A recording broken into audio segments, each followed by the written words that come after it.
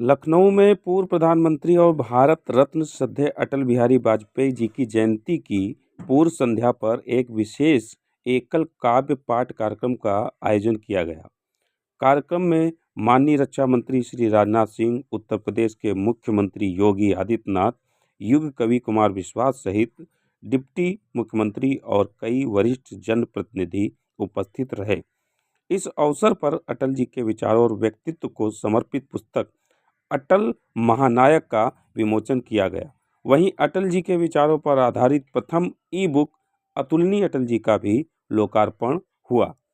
कार्यक्रम में युग कवि कुमार विश्वास ने एकल काव्य पाठ प्रस्तुत कर श्रद्धेय अटल जी को काव्यात्मक श्रद्धांजलि दी। आइए देखते हैं सत्यबंधु भारत की यह खास रिपोर्ट। साफ कराओ। और मुख्यमंत्री जी की पीढ़ी कहती है कि आपके घर पर कोई कूड़ा फेंके तो आप कूड़े को भी साफ करो। आप में से कुछ कम लोग समझे, इसके लिए मैं आपका आभारी हूं। समय की मर्यादा है, सीमा है। मैं केवल एक कविता सुनाऊंगा, चूंकि आदरणीय मुख्यमंत्री जी को जाना है और वे बहुत व्यस्तता उनके बीच है, समय है। अटल जी जैसे लोग किसी देश में शताब्दी में एक होते हैं। जैसा राजनाथ जी ने कहा, आदरणीय रक्षा मंत्री जी ने, कि पद बड़ा हो जाना महत्वपूर्ण नहीं है, कद बड़ा हो जाना महत्वपूर्ण है। और मैंने स्वयं देखा, हम लोग बीए की पहली साल में पढ़ते थे। हमारे यहाँ के एक यशस्वी पत्रकार थे शिव कुमार गोयल जी, आदरणीय राजनाथ जी उनसे परिचित थे। अटल जी उनके साथ वंदे मातरम में संपादक थे, वे सह संपादक रहे थे। हमने एक कवि सम्मेलन कराया, एक कार्यक्रम कराया, सृजन महोत्सव, और हमने उनसे कहा कि अटल जी को बुलवा दीजिए। अटल जी उस समय विपक्ष में थे, उस बार चुनाव नहीं जीत पाए थे, तो हमने बुलाने के लिए गए और वो आ गए। और हम उस कार्यक्रम को संपन्न करने के लिए कहीं से धन जुटा रहे थे। तो नगर के एक उद्योगपति जो साड़ी का काम करते थे, उस जमाने में हम उनसे 501 रुपया लेके आए। तो जो 501 जिसने दिया था, उसने कहा कि मैं भाषण दूंगा। ये बड़ा संकट का काम था, लेकिन अब वो 501 दे रहा था तो भाषण दिलाना था। तो वो अटल जी का प्रशंसक था। वो खड़ा हुआ और उसने कहा, मैंने कहा तुम ज्यादा मत बोलना अंकल जी, थोड़ी देर बोलना। बोले बस मैं 2 लाइन पढ़ूंगा। और उसने खड़े होकर कहा कि आज अटल जी आए हैं, बस मैं ये 2 पंक्ति पढ़ना चाहता हूं कि शहीदों की चिताओं पर लगेंगे हर बरस मेले। वो अटल जी के लिए कह रहा। अटल जी बहुत ठहाका मार के हंसे, लेकिन उस आदमी के संकोच को, जो पूरा मंच से घूर रहा था, उसने ठहाके से दूर किया। और जब भी मैं उनसे मिलने के लिए जाता था, दर्शन के लिए मिलने जाता था, प्रणाम करते थे, हम उन्हें बाप जी कहते थे, तो अक्सर पूछते थे, अरे भाई उनके क्या हाल है, जिन्होंने मुझे जीवित शहीद बनाया था, वे कैसे हैं। तो वह बड़ा कद होना कि आप किसी बात का बुरा ना मानो, आप सदाशयता से लो। लखनऊ वालों, आपका सौभाग्य है, आपके संसदीय क्षेत्र का सौभाग्य है कि यहां से अटल बिहारी वाजपेयी जैसे कीर्ति पुरुष ने संसद में शोभा बढ़ाई। और आज मुझे अपनी तालियों के बीच यह कहने की अनुमति भी दें कि अगर एक राजनीतिक विचार का विश्वविद्यालय है अटल बिहारी वाजपेयी, तो इस समय भारतीय राजनीति में उनके सच्चे प्रतिनिधि आपके इस समय के सांसद हैं, जो उसके कुलपति हो सकते हैं, जो आदरणीय रक्षा मंत्री जी हैं।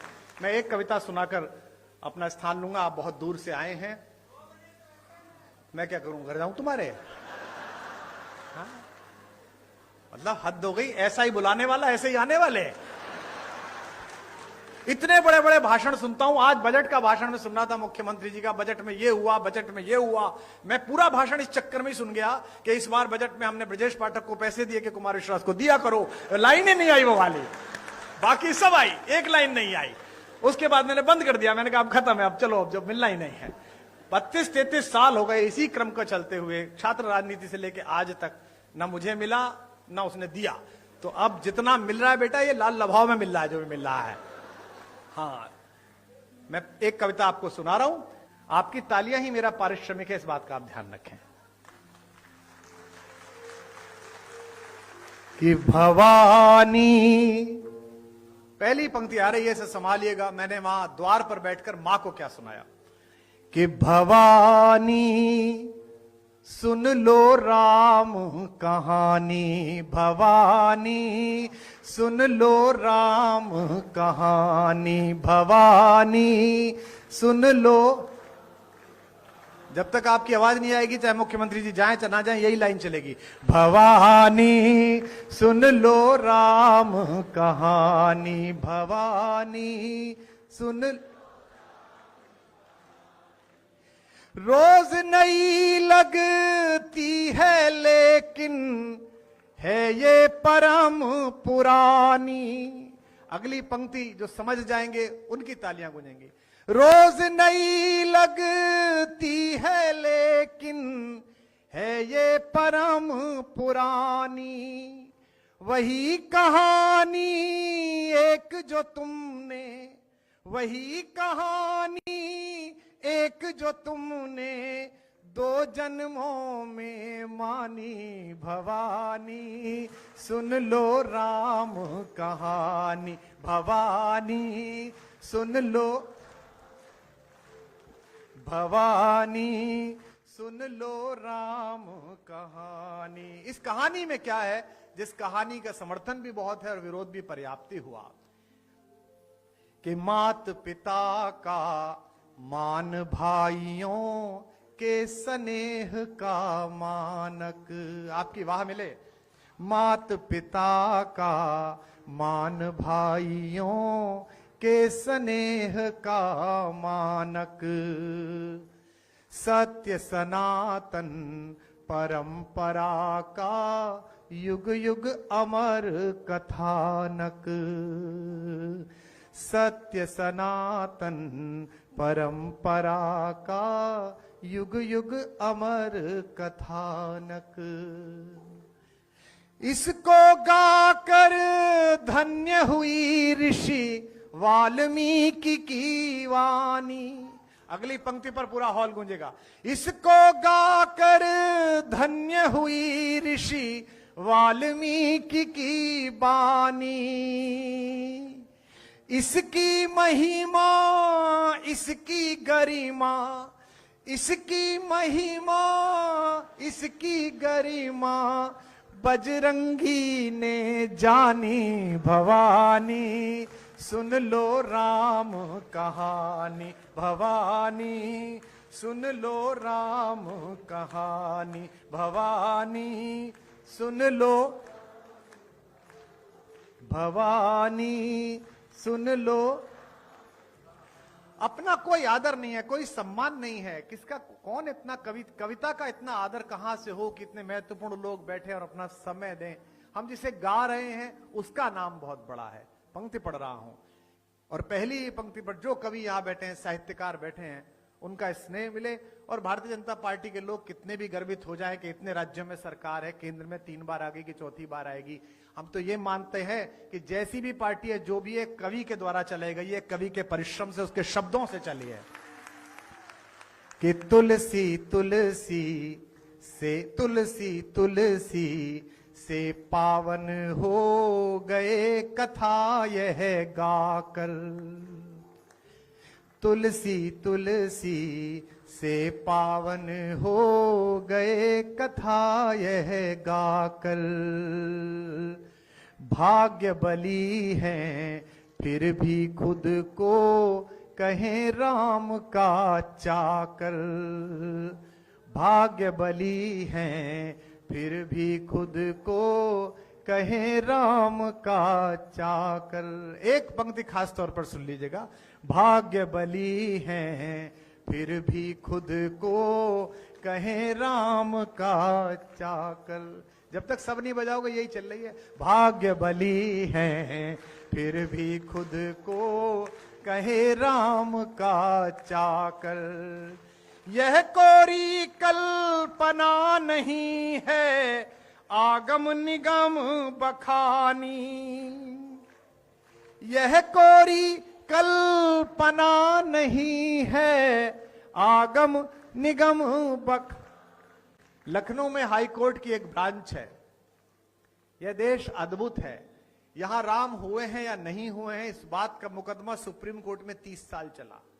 न्याय के देवता को न्याय के मंदिर में ही पुष्ट कराना पड़ा कि वे वहीं पैदा हुए हैं जहां उनका मंदिर बना है। अद्भुत देश है। और विडंबना देखिए कि जब आखिरी चरण में मुकदमा था, उन्हीं दिनों रामनवमी की छुट्टी पड़ गई, तो सुप्रीम कोर्ट बंद हो गया। तो हमने मिलॉर्ड से फोन करके पूछा कि अगर नहीं हुए तो छुट्टी क्यों हुई थी, और छुट्टी हुई है तो हुए ही होंगे। तो मैं गोमती के तट पर पंक्ति पढ़ रहा हूं, राम हुए हैं नहीं हुए इसकी गवाही देने के लिए मैं एक पंक्ति लेकर आया हूं। यह कोरी कल्पना नहीं है, आगम निगम बखानी। अगली पंक्ति का गवाह अच्छा लगे तो उसकी लहरों के समान तालियां उठती देखूं। यह कोरी कल्पना नहीं है, आगम निगम बखानी। युग युग से इसका साक्षी है, युग युग से इसका साक्षी है, मां सरयू का पानी भवानी। सुन लो नी भवानी, सुन लो भवानी, सुन लो। आपकी आवाज कम आ रही है। भवानी सुन, भवानी। अंतिम बंद इस कविता का पढ़ रहा हूं कि वंचित वनवासी गिरिवासी। देखिए, नया परिवर्तन होता है सोच में, संस्कार में। वर्षों से चली आई एक पद्धति बदलती है तो चीजें कसमसाती हैं। ये कसमसाहट का दौर है। यहां नए साल पर पहली बार ऐसा हो रहा है कि आगरा में जो एक कब्रिस्तान है सफेद रंग का, उसे देखने जाने की बजाय युवा ज्यादा मात्रा में आगरा तक की बजाय अयोध्या जी जा रहे हैं, वृंदावन जा रहे हैं। परिवर्तन हो रहा है। तो बदलते में देर लगेगी और तर्क का उत्तर दिया जा सकता है, कुतर्क का नहीं दिया जा सकता। जिनको लगता है कि धर्मनिरपेक्ष देश है, इसमें इतना राम क्यों, इतनी रामनवमी क्यों, धर्मनिरपेक्ष है तभी तो सब चल रहा है। अगर राम रिश्तेदार नहीं है, राम पूर्वज नहीं है, तो इतनी सारी क्रिसमस मन रही है, हम ही लोग मना रहे हैं। सेंटा क्लॉज कौन, हमारे फूफा जी थे, फिर भी मना रहे हैं ना, इतना अच्छा मना रहे हैं। तो देश में सभी का आदर है। तब कह रहा हूं, निवेदन करता हूं कि भवानी सुन लो, भवानी।